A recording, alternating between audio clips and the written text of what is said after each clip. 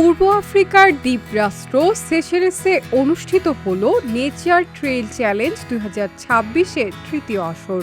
শনিবার 16 মে দেশটির রাজধানী অঞ্চল মাহে আইল্যান্ডে আয়োজিত এই আন্তর্জাতিক ট্রেইল রানিং প্রতিযোগিতায় 14টি দেশের প্রায় 1.5 শতাধিক খ্যাতিমান প্রতিযোগী অংশ নেন।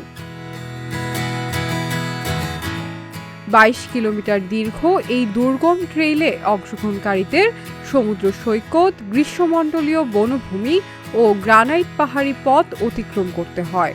কয়েক হাজার ফুট উঁচু নিচু পথে দৌড়ানোর পাশাপাশি বিষুবীয় অঞ্চলে তীব্র গরম ও প্রখর রোদ প্রতিযোগিতাটিকে আরও চ্যালেঞ্জিং করে তোলে।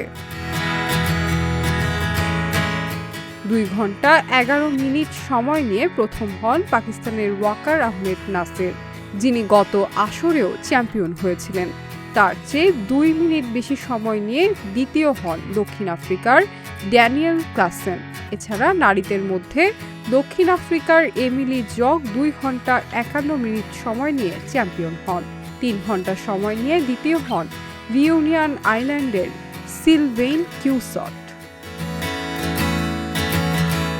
তৃতীয় আসরে ট্রেইল চ্যালেঞ্জের রাজধানী মাহে দ্বীপের পশ্চিমে পোর্ট নন এলাকার কনস্ট্যান্স ইফিলিয়া রিসোর্ট থেকে শুরু হয়ে গ্র্যান্ড আনাস এলাকায় ট্রেইলের দৌড় শেষ হয়।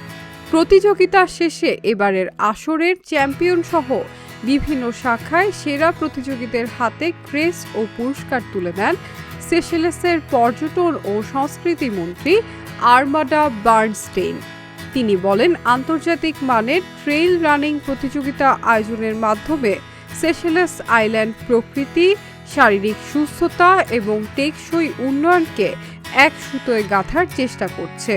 শুধু মনোমুগ্ধকর প্রাকৃতিক সৌন্দর্যকে বিশ্ববাসীর কাছে তুলে ধরাই নয়, আগামী দিনের ট্রেন্ড হিসেবে ক্রিয়াভিত্তিক বা অংশগ্রহণমূলক পর্যটনকেও জনপ্রিয় করে তুলতে চান তারা।